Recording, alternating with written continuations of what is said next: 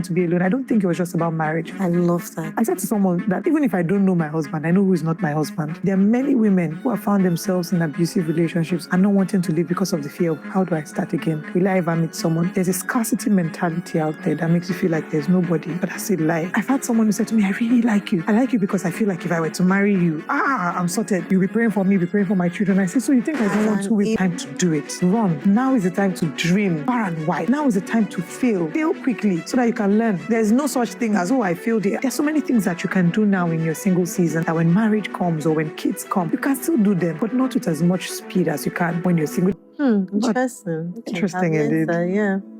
In what ways would you say the church can actually help single people? Because we have a lot of singles conferences, singles ministries, but I feel like subconsciously those ministries, conferences are geared towards pressuring you to marry. So in what ways do you think that churches can make singles feel more whole?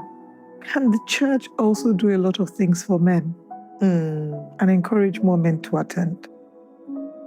Because right from when we're girls, they teach you how to behave in your husband's house. They teach you how to act in your husband's house, how to serve your husband.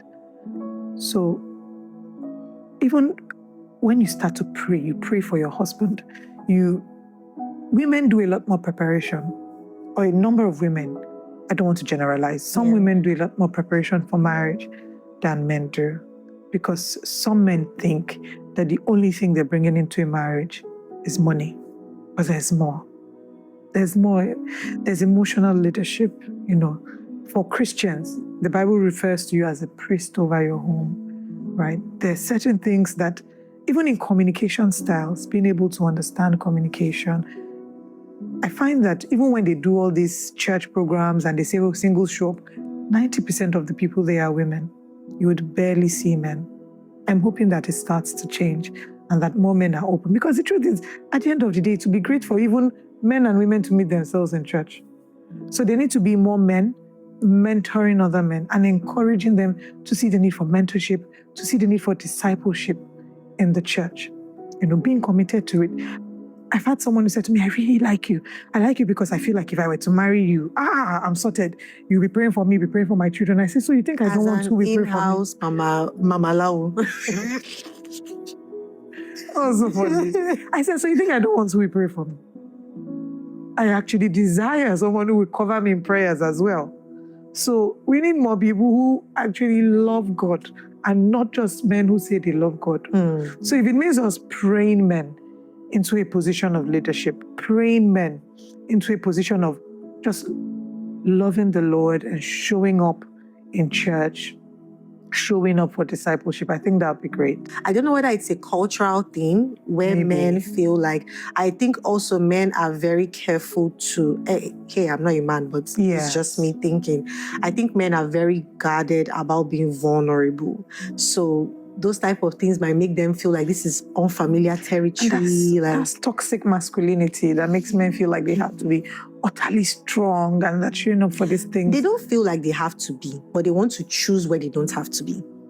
And it just feels like if I'm here, it can go anyway. And I can't really control it. Yes, I didn't choose this place, And I found that men tend to gather when it's just men. Like if it's going to be like women there, hearing them, they're going to lock up, they're not going to share.